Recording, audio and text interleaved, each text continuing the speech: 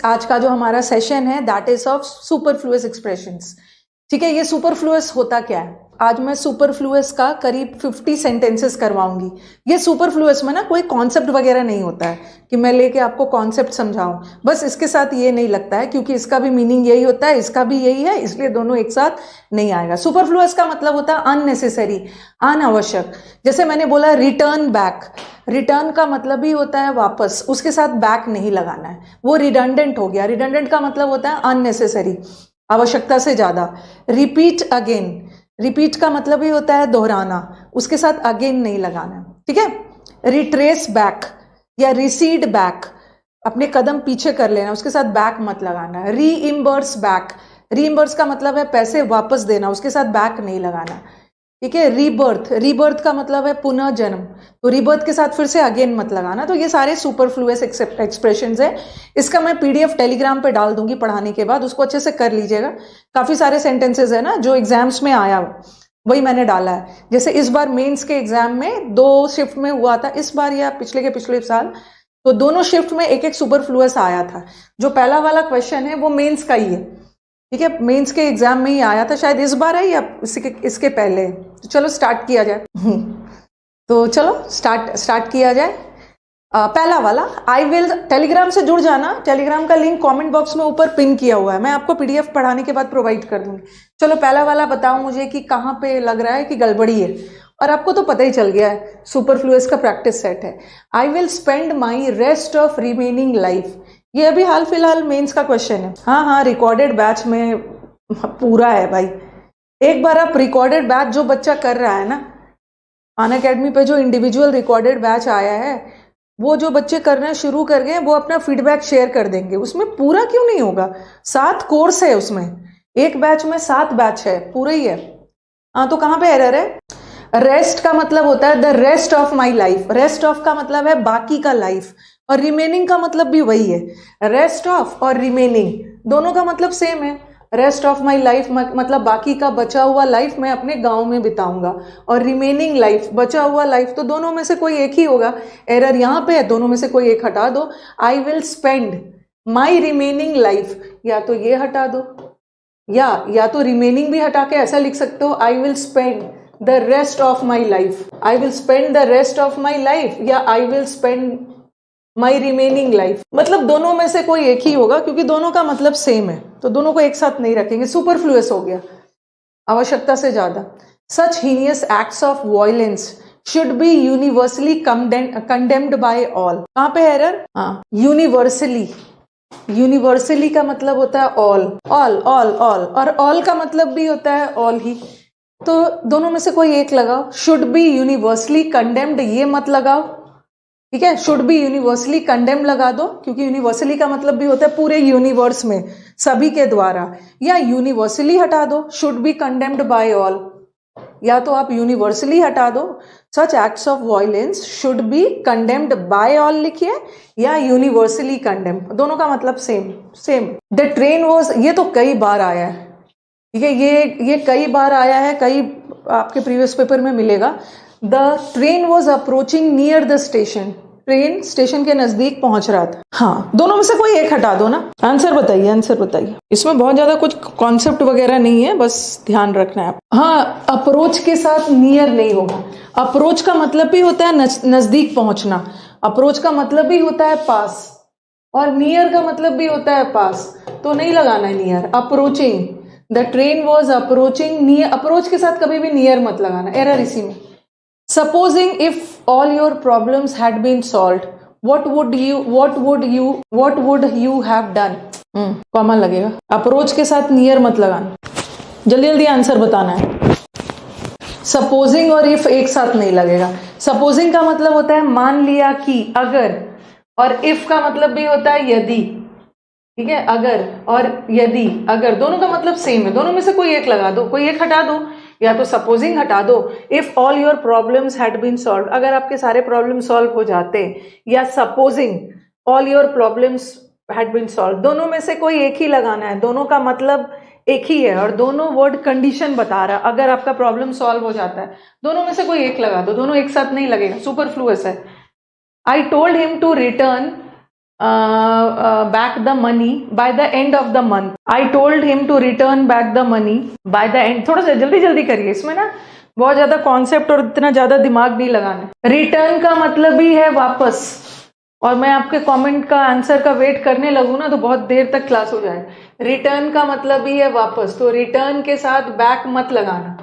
Return का मतलब ही है ना पुनः कोई चीज आपको बैक मिल रहा है, तो उसके साथ बैक मत लगाना। Return the money. कहीं कहीं पे मैंने प्रेपोजिशन चैप्टर में भी आपको पढ़ाया है। He denied that he was not present on the spot of the occurrence. उसने नकार दिया कि जहां पे घटना घटी थी ना तो वो प्रेजेंट नहीं था। नेक्स्ट, और ये सब चीज याद रखना। डिनाई का मतलब ही होता है नकारना, डिनाई करना। फॉरबेड करना, फॉरबेड का मतलब ही होता है मना कर देना, ठीक है। फॉरबेड करना, प्रोहिबिट करना, ठीक है। डिबार करना, ये सब का मतलब ही है किसी को मना करना, और ये सब नेगेटिव वर्ड्स है। ये रिफ्यूज करना, I refuse not to pay the money, ये रिफ्यूज के साथ नॉट मत लगाना क्योंकि रिफ्यूज अपने आप में नेगेटिव, तो इसके साथ नॉट मत लगाना। ही डिनाइड, उसने नकार दिया कि वो प्रेजेंट था, और डिनाइड अपने आप में नेगेटिव वर्ड है ना, ये तो अपने आप में नॉट का सेंस दे रहा है, फिर से नॉट मत लगाना, नहीं लगाना नहीं। योर नेम, ये भी अभी हाल फिलहाल एग्जाम में आया है, मेंस के एग्जाम में भी आया है। Your name precedes before mine in the list, आपका नेम मेरे नाम से पहले है। आंसर बताइए फटाफट। Your name precedes before mine.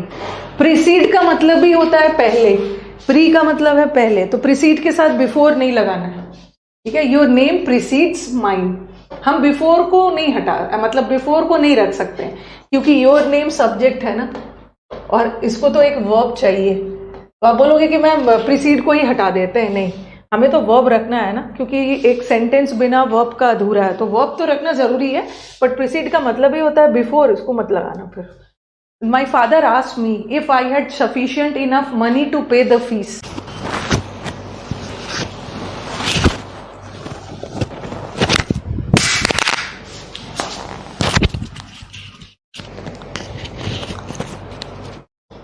Sufficient और इनफ एक साथ नहीं होगा।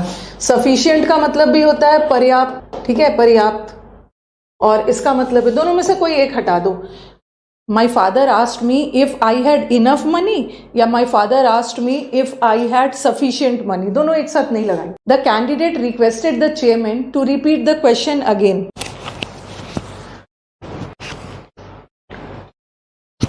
रिपीट का मतलब ही होता है दोबारा, रिपीट करना मतलब दोहराना, और अगेन का मतलब भी है दोबारा, उसके साथ अगेन मत लगा। द प्रिंसिपल फॉरबेड, प्रिंसिपल ने फॉरबेड किया, प्रिंसिपल ने मना किया स्टूडेंट्स को not to stage a walkout. Forbade का मतलब होता है मना करना, फॉरबेड अपने आप में नेगेटिव है, ठीक है, ऑर्डर करके मना किया, फॉरबेड अपने आप में नेगेटिव है, तो ये सब ना आपको हेल्प करता है नरेशन में भी।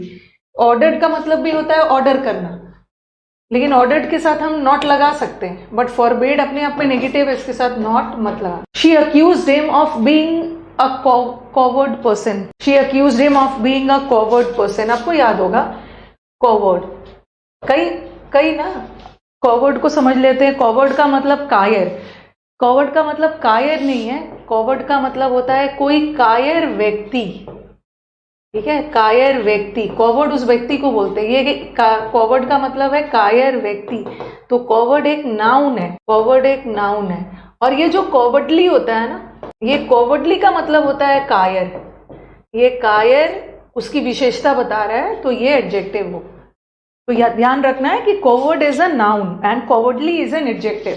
कॉवर्डली एडजेक्टिव है, कॉवर्डली का मतलब कायर होता है, ये कायर व्यक्ति है, कायर व्यक्ति है, ये नाउन है।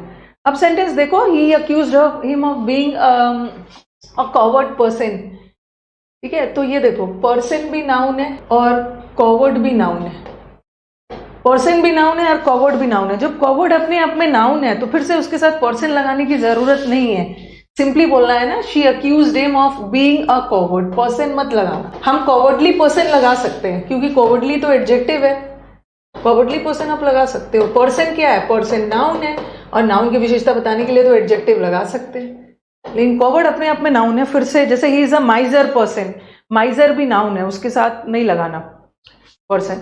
अ cousin sister of the chairman said that she would like to succeed him when his term expired. उसकी कजन सिस्टर या कजन ब्रदर नहीं लगाना है।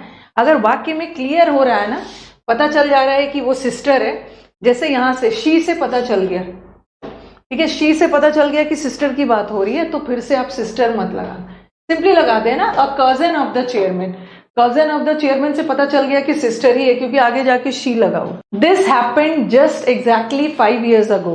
This happened just exactly 5 years ago. Just और एग्जैक्टली, जस्ट और exactly एक साथ नहीं होगा, ठीक है, यहाँ पे जस्ट मत लगाओ। जैसे बोलते हैं ना जस्ट 2 years, जस्ट 2 years का मतलब एग्जैक्टली 2 years इसके हो गए। तो this happened exactly 5 years ago या this happened just 5 years ago, दोनों एक साथ नहीं लगाना है, दोनों में से कोई एक लगा। The student made a blunder mistake. अगर मैं लिखती द स्टूडेंट मेड या he made a big mistake, ये जो बिग मिस्टेक को ही हम लोग ब्लंडर बोलते हैं, ठीक है, big mistake is equal to blunder, और ये ब्लंडर अपने आप में नाउन है, ठीक है, ब्लंडर बिग मिस्टेक को ही बोलते हैं, ब्लंडर अपने आप में नाउन है और मिस्टेक भी नाउन है, और नाउन की विशेषता बताने के लिए एडजेक्टिव तो हम लोग डालेंगे ना। तो यहाँ पे देखो, यहाँ पे गड़बड़ी क्या है कि ब्लंडर भी नाउन है, ब्लंडर भी नाउन है और मिस्टेक भी नाउन है, नहीं आएगा ना। He made a blunder, blunder का मतलब ही होता है बहुत बड़ी गलती, ब्लंडर का मतलब ही होता है मिस्टेक, बड़ी गलती, दोनों नाउन है, एक साथ नहीं डालोगे, इसको हटा दो। या तो बिग मिस्टेक डाल सकते हो क्योंकि मिस्टेक नाउन है, नाउन के साथ एडजेक्टिव आ जाएगा, ठीक है। कभी कभी ना वो बिग ब्लंडर भी डाल देते हैं, गलत है, कभी कभी बिग ब्लंडर भी डाल देते हैं क्योंकि ब्लंडर अपने आप में बहुत बड़ा होता है, उसके साथ बिग लगाने की जरूरत नहीं है, ठीक है। हाँ, ब्लंडर और मिस्टेक एक साथ, कभी कभी हम लोग बातचीत में बोल देते हैं, अरे मैंने तो ब्लंडर मिस्टेक कर दिया, मैंने ब्लंडर मिस्टेक कर दिया, बहुत बड़ी गलती कर दी, क्योंकि ब्लंडर भी नाउन है, मिस्टेक भी नाउन है, दोनों एक साथ नहीं लगाएंगे। या तो आप बोल सकते हो I made a big mistake कर सकते हो, बिग मिस्टेक तो बोल सकते हो, बिग मिस्टेक बोल सकते हो, बट बिग ब्लंडर मत बोलना, क्योंकि ब्लंडर अपने आप में बड़ी गलती को बोलते हैं, ब्लंडर अपने आप में बड़ा है, उसके साथ बिग मत लगा। The short story should not exceed more than 200 words। हाँ, बेसिक से ही शुरू हो रहा है रे। कल कितना डिटेल में बताया है कि जो इंडिविजुअल बैच लॉन्च हुआ है कल, इसीलिए ना मैंने एक डेडिकेटेड सेशन लेके आई थी, जो बैच लॉन्च हुआ है कैसे पढ़ना है, उसके बाद भी आज पूछ रहे हो। The short story should not exceed, देखो यहाँ पे ना मेरे को यहाँ पे ध्यान रखना चाहिए था, the short story should not exceed, यहाँ पे the short story should not exceed, exceed के साथ ना मेरे को ध्यान यहीं पे रखना चाहिए था, ध्यान, एक्सीड का मतलब है जरूरत से ज्यादा, उसके साथ ध्यान हटा दो। The short story should not exceed, या तो आप ऐसा भी कर सकते हो, या तो अगर ध्यान अलग से यहाँ पर अगर आ गया तो आप इसको सुधारो, the short story should not be लगा दो, ठीक है, बी लगा दो, should not be more than 200 words। दोनों कर सकते हो, दोनों कर सकते हो। एक्सीड का मतलब होता है ज्यादा और मोर देन का मतलब भी ज्यादा। अगर ध्यान अलग आ गया ना, अगर ऐसा रहता शुड नॉट एक्सीड, देखो एक मिनट देखो, should not exceed more than, अगर ध्यान इसी में रहता ना, ध्यान अगर ऐसा रहता, बी रहता, इसी में रहता, तो मैं क्या करती ना, इसमें से मोर देन हटा देती, मोर देन हटा देती और लिख देती the short story should not exceed 200 words, ठीक है। The short story should not exceed 200, but ध्यान अलग लगा है ना, तो फिर तो हमें यहाँ पे मोर रखना होगा, तो यहाँ पे ऐसा कर दो, the short story should not be लगा दो, बी लगा दो। She will leave for the USA with bag and baggage, एक बार ये सेंटेंस देखना, she will leave with bag and baggage, ये वाला सेंटेंस देखना। इट वॉज रेनिंग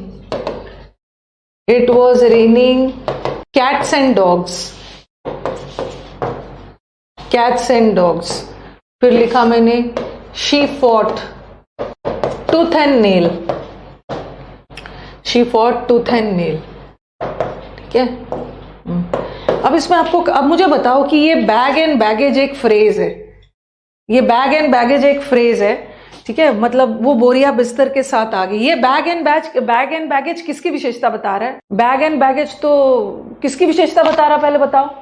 नहीं, मुझे पहले बताओ कि ये बैग एंड बैगेज वो बोरिया बिस्तर के साथ यहां से चली जाएगी, किसकी विशेषता बता रहा है? बैग एंड बैगेज नहीं, नहीं, किसकी बता रहा है?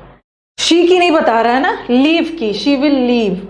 और ये विल लीव वर्ब है, और वर्ब की विशेषता बताने के लिए एडवर्ब चाहिए, तो ये एक एडवर्बियल फ्रेज है। ठीक है, फ्रेज है क्योंकि 3 वर्ड से बना हुआ है, ये एक एडवर्बियल फ्रेज है।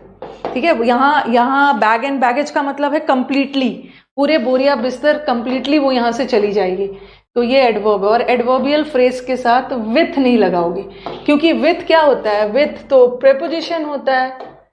ठीक है, विथ प्रेपोजिशन होता है, और प्रेपोजिशन के बाद तो हमें नाउन चाहिए।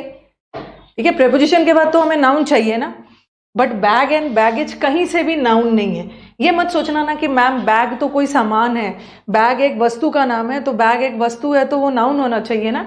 बट यहाँ बैग एंड बैगेज एक फ्रेज है जो विल लीव की विशेषता बता रहा है, और विल लीव वर्ब है, वर्ब की विशेषता एडवर्ब, और एडवर्ब के साथ हम प्रेपोजिशन नहीं लगाएंगे, क्योंकि प्रेपोजिशन के बाद तो नाउन आता है, इसको गलती से भी नाउन मत मानना। विथ हट गया।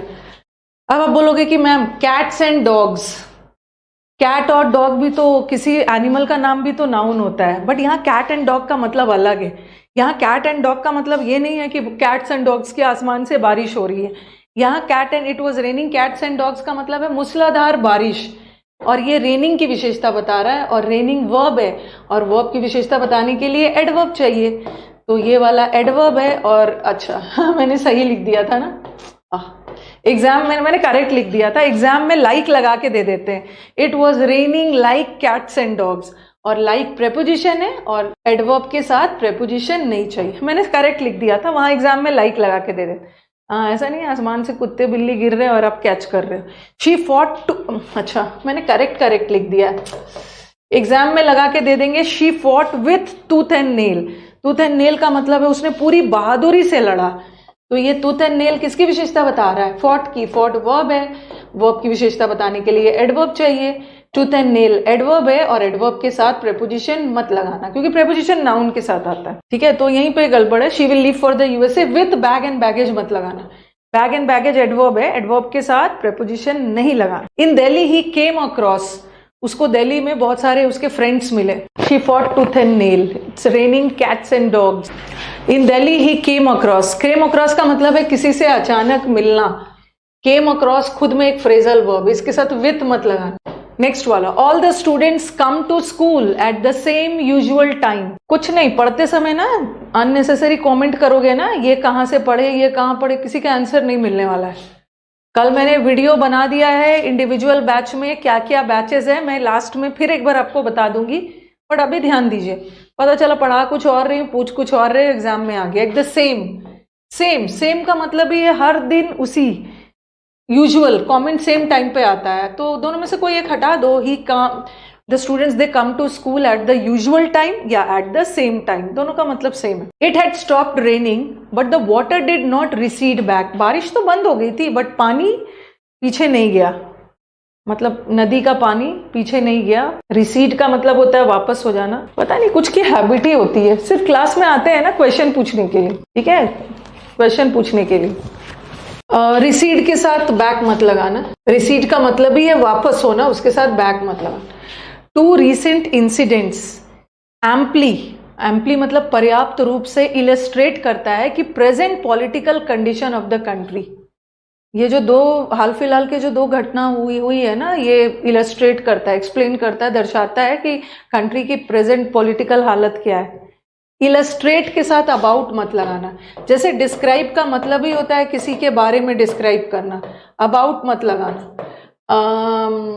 डिस्कस का मतलब ही होता है किसी के बारे में, उसके साथ भी अबाउट मत लगाना। तो इलस्ट्रेट का मतलब ही होता है किसी के बारे में एक्सप्लेन करना, बताना, इसके साथ अबाउट नहीं लगाना। Sachin is capable of doing more better work, Sachin is capable of doing more better work. थोड़ा सा स्पीड में जाएंगे, 50 क्वेश्चन है हमारे, और सेशंस अच्छे लग रहे हैं तो लाइक भी कर देना है। मोर भी कंपैरेटिव है और बेटर भी कंपैरेटिव है, जब गुड का बेटर बनता ही है तो मोर लगाने की जरूरत नहीं है, बेटर तो अपने आप में कंपैरेटिव डिग्री है, फिर से मोर क्यों लगाएंगे। Throughout the whole year there was not a single day without some violence, मतलब पूरे साल, एक भी दिन ऐसा नहीं था ना कि हिंसा ना हुई हो। Throughout the whole year, throughout का मतलब ही होता है whole, throughout the year मतलब पूरे साल, थ्रू आउट द क्लास पूरे class, throughout the week पूरे वीक। तो throughout the year, whole लगाना नहीं जाना, इसमें होल मत लगाना, थ्रू आउट द ईयर लगाओ, या तो थ्रू आउट हटा दो, द होल ईयर भी लगा सकते हो, दोनों में से कोई एक लगा दो।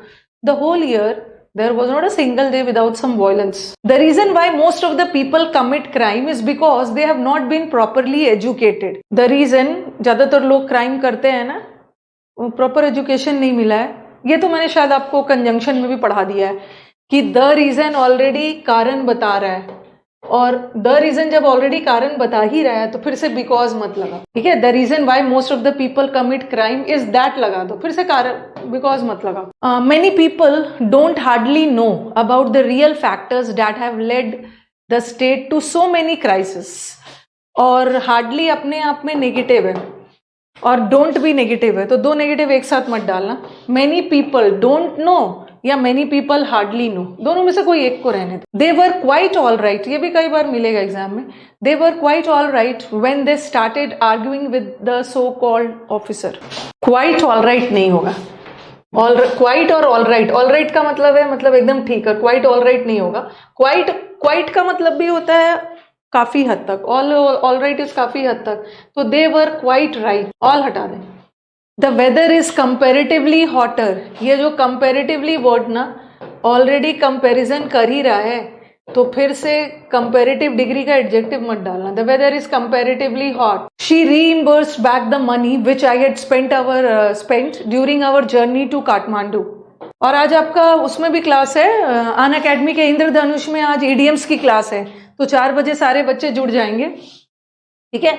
जिनको नहीं पता है मैं बता दूं, अन अकेडमी का अन अकेडमी इंद्रधनुष टाइप करना, ठीक है। अन अकेडमी का इंद्रधनुष यूट्यूब चैनल है, इंद्रधनुष नहीं लिखना, अन अकेडमी इंद्रधनुष। वहां पे 7 डेज का मोस्ट फ्रीक्वेंटली आज सीरीज चल रहा है, शाम को 4 से 5। तो आज आपका ईडीएम्स का सीरीज है जिसका लिंक मैंने टेलीग्राम पे डलवा दिया है क्लास का, तो आ जाएंगे। रीइंबर्स का मतलब ही होता है पैसे वापस देना, उसके साथ बैक मतलब। All the people of his locality know that he is a माइजर man. माइजर का मतलब है कंजूस व्यक्ति, और ये माइजर का मतलब है कंजूस व्यक्ति। माइजर नाउन है, जैसे कॉवर्ड था ना, कॉवर्ड नाउन है और कॉवर्डली एडजेक्टिव है, उसी तरह माइजरली एडजेक्टिव है। माइजर नाउन है, और जब नाउन में कुछ बच्चों को लग रहा होगा कि मैम एलवाई वाले वर्ड्स तो एडवर्ब होते हैं, जब नाउन में एलवाई लगता है ना तो वो एडवर्ब ना बन के एडजेक्टिव बन जाता है। तो मैन तो अपने आप में नाउन है, फिर से नाउन क्यों लगाओगे, तो ही इज अ माइजर लगा, ही इज अ माइजर मैन नहीं, माइजरली हो सकता है।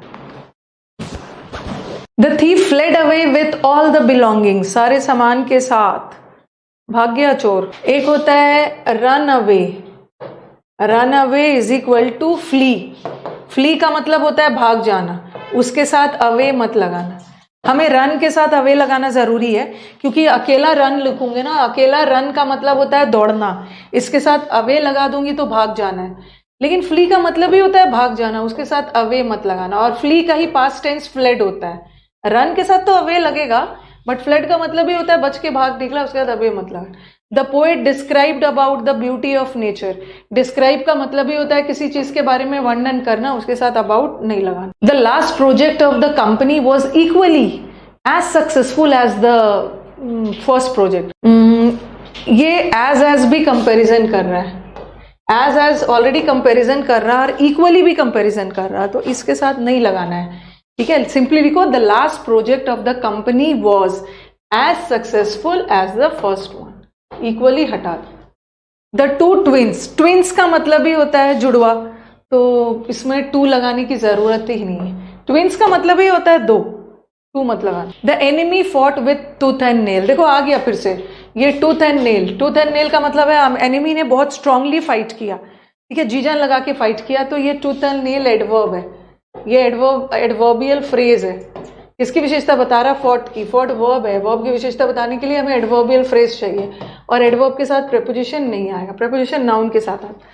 There was a mutual agreement. Agreement हमेशा म्यूचुअल ही होता है, म्यूचुअल का मतलब होता है पारस्परिक, तो एग्रीमेंट का मतलब ये दो लोगों के बीच में हो रहा है, तो इसके साथ म्यूचुअल मत लगाना। एग्रीमेंट के साथ म्यूचुअल लगा देते हैं, लेकिन कभी कभी ना फेसबुक में आप लोग देखते हो ये तो मेरा म्यूचुअल फ्रेंड है, ठीक है, फेसबुक में वो डाल देते, बट म्यूचुअल फ्रेंड जैसा फ्रेंड कोई नहीं होता है।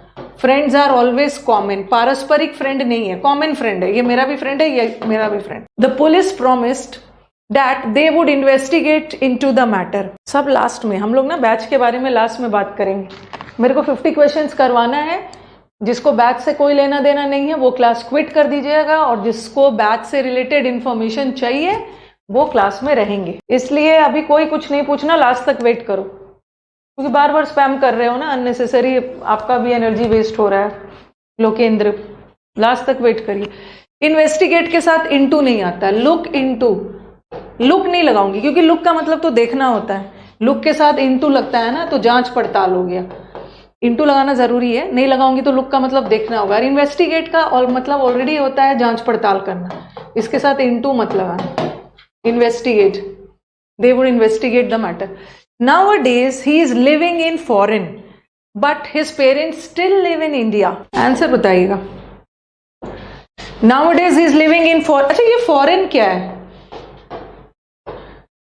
Foreign का पार्ट ऑफ स्पीच बताना, what is foreign?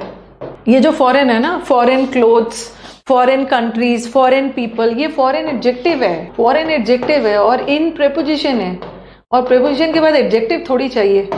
Nowadays he is living in foreign country, ऐसा कुछ होता तो हो सकता है, तो एडजेक्टिव नहीं चाहिए ना यहाँ पे। यहाँ पे लिखो nowadays he is living abroad, विदेश में रह रहा है, अब्रॉड लगा दो, ठीक है, अब्रॉड। क्यों? क्योंकि he is living ये वर्ब है, और वर्ब की विशेषता बताने के लिए हमें कहीं एडजेक्टिव वगैरह नहीं चाहिए था, हमें एडवर्ब चाहिए था, और अब्रॉड एडवर्ब है, अब्रॉड में रह रहा, विदेश। द थीफ एंटर, एंटर का मतलब ये होता है कहीं पे प्रवेश करना, तो फिर इसके साथ इनटू नहीं लगाना। Corruption is an evil that is found universally everywhere, universally का मतलब ये होता है सब जगह, तो दोनों में से कोई एक हटा दो। Corruption is an evil that is found universally, या corruption is an evil that is found everywhere. The plaintiff, plaintiff किसको बोलते हैं? जिसने शिकायत दर्ज की है, ओके, कंप्लेनेंट को बोलते हैं। The plaintiff withdrew back the complaint, इसने अपना कंप्लेंट वापस ले लिया। विड्रॉ का मतलब ही होता है वापस ले लेना, उसके साथ बैक मत लगाना। No consensus opinion could be reached on women's reservation bill, ये जो कंसेंसस होता है ना, कंसेंसस का मतलब ही होता है कलेक्टिव ओपिनियन, सर्वसम्मति। कंसेंसस का मतलब होता है कलेक्टिव, सबका एक ही ओपिनियन। तो ये जो कंसेंसस अपने आप में नाउन है, ठीक है, कंसेंसस अपने आप में नाउन है, फिर इसके साथ ओपिनियन नाउन मत लगा, सिर्फ कंसेंसस लगाओ, सिर्फ कंसेंसस। 50 तक है, अब खत्म ही है। पासिंग मार्क्स, बातचीत में बोल देते हैं अरे इंग्लिश का पासिंग मार्क्स कितना है, पासिंग मार्क्स जैसा कोई मार्क्स नहीं होता, पास मार्क्स। लिंकिंग रोड नहीं होता है, link road, passing, pass marks. He says that she is my mutual friend, अब आप अभी बोला ना, जैसे एग्रीमेंट तो म्यूचुअल नहीं होता, क्योंकि एग्रीमेंट अपने आप में म्यूचुअल है, फिर से म्यूचुअल मत लगाना। बट फ्रेंड्स भी म्यूचुअल नहीं होते, फ्रेंड्स आर कॉमन।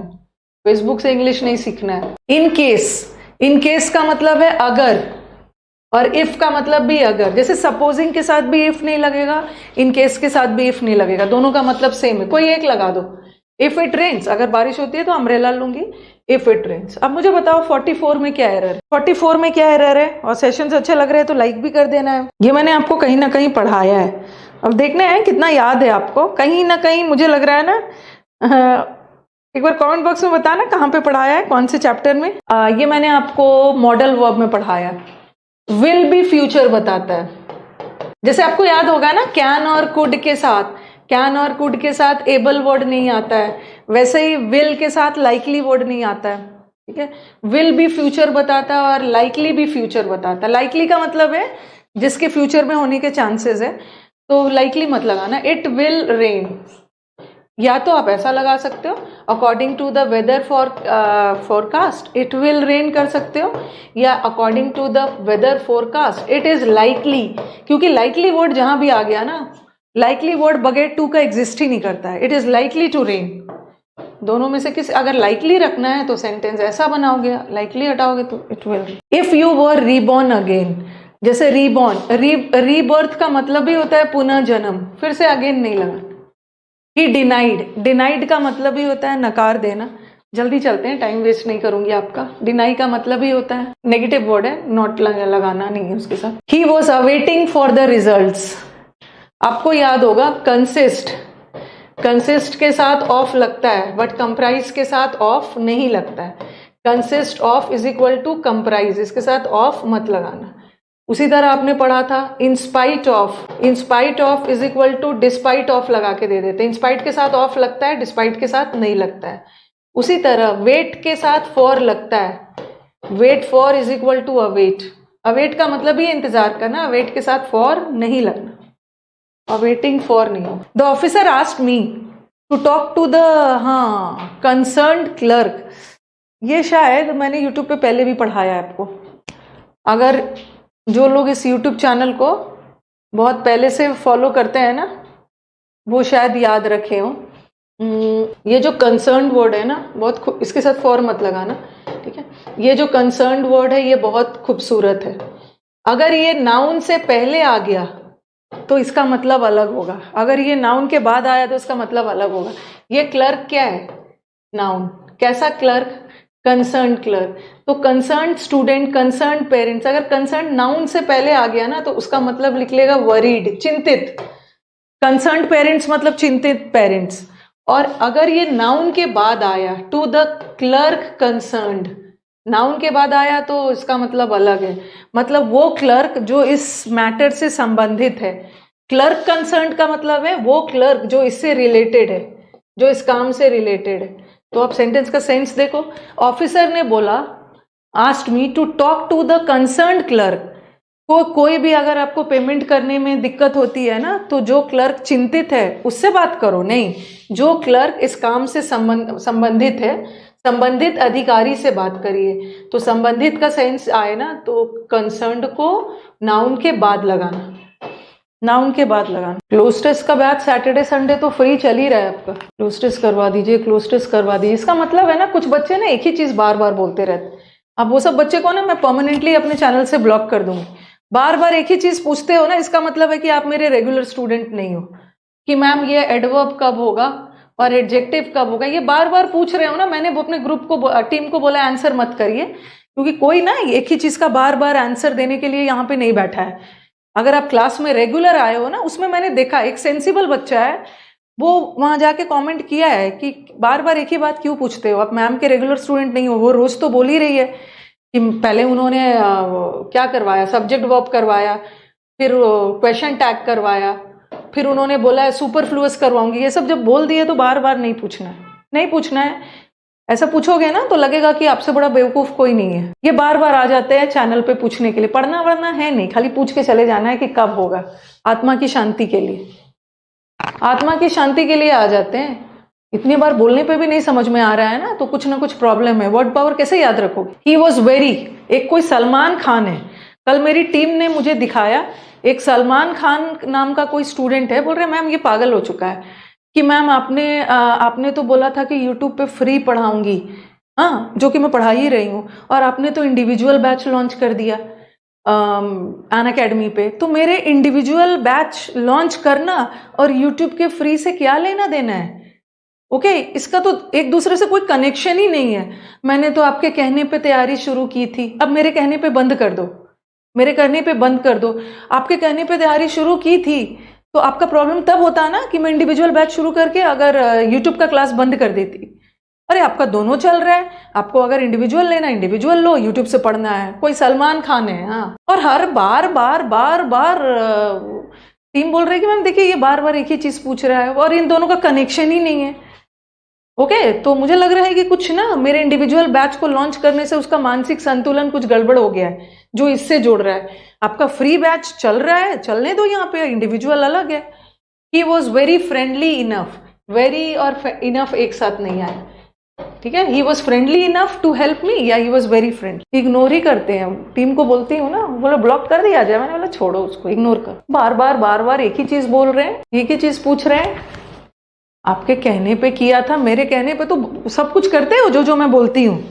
यूट्यूब के सारे बच्चों को ना सबसे ज्यादा पढ़ने का आर्टिकल ही मन कर रहा है। बाकी जिस टीचर ने आपको सारा टॉपिक्स करवा दिया, 12, 13, 14 टॉपिक्स करवा दिया है, वो सिर्फ 2 टॉपिक छोड़ देगा यूट्यूब पे, वो भी पढ़ाएंगे ना पूरा। The old man asked if there was, ये तो बड़ा खूबसूरत क्वेश्चन है, if there was any place in the compartment, ये कई बार आया यूट्यूब पे। चलो चलो चलो बोलो, अपना कमेंट बंद रखो, आप लोग बहुत समझदार हो, कमेंट मत करिए। और उसमें से आ जाएगा, अरे मत बोलो ब्रो, एक आ जाएगा सलमान खान को सपोर्ट करने के लिए, मत पूछो ब्रो, ये सारे टीचर्स ऐसे ही होते हैं, ठीक है, ये कभी पूरा नहीं पढ़ाते हैं, ये क्या करते हैं ना, 14 टॉपिक्स आपको एकदम शिद्दत से पढ़ा देंगे और लास्ट का 2 छोड़ देंगे, लास्ट का छोड़ देंगे और लिख देंगे कमिंग सून ब्रो, लास्ट का 2 टॉपिक्स, ये सब ऐसे ही होते, 2-4 ऐसे ही आ जाते हैं जब अपना एक्सपर्ट कमेंट देने के लिए। पढ़ने वाला बच्चा ना चुपचाप पढ़ के चला जाएगा। हाँ, मैंने आपको बताया है, शायद पहले भी पढ़ाया है कि प्लेस का 2 मतलब होता है, नाउन चैप्टर में शायद पढ़ाया है, प्लेस का 2 मतलब होता है, ठीक है। एक प्लेस का मतलब तो जगह हो गया, और एक प्लेस का मतलब ना, सॉरी प्लेस नहीं बता रही थी, सॉरी, रूम का यहाँ पे प्लेस नहीं होगा, यहाँ पे रूम होगा। ये वाला सेंटेंस कई बार आपको प्रीवियस पेपर में मिलेगा और आंसर में मिलेगा रिप्लेस प्लेस विथ रूम का 2 मतलब होता है, एक रूम का मतलब होता है कमरा, ठीक है, रूम, घर में रूम्स होते हैं, और एक रूम का मतलब होता है वेकेंट सीट का मतलब है खाली सीट, ठीक है। तो ओल्ड मैन ने पूछा कि क्या कंपार्टमेंट, और जो रेलवे कंपार्टमेंट में आपकी बुकिंग होती है ना, जगह के बेसिस पे नहीं होती है, रेलवे कंपार्टमेंट में बर्थ की बुकिंग होती है, सीट्स की बुकिंग होती है। सिनेमा हॉल जाते हो या ऑडिटोरियम में जाते हो तो सीट्स के अकॉर्डिंग बुकिंग होती है, प्लेस के अकॉर्डिंग नहीं होती। तो यहाँ रूम लगाना। अब आप बोलोगे कि मैम कंपार्टमेंट में रूम कहाँ से आ गया, तो ये रूम कमरा वाला नहीं है, वेकेंट सीट है, वेकेंट सीट।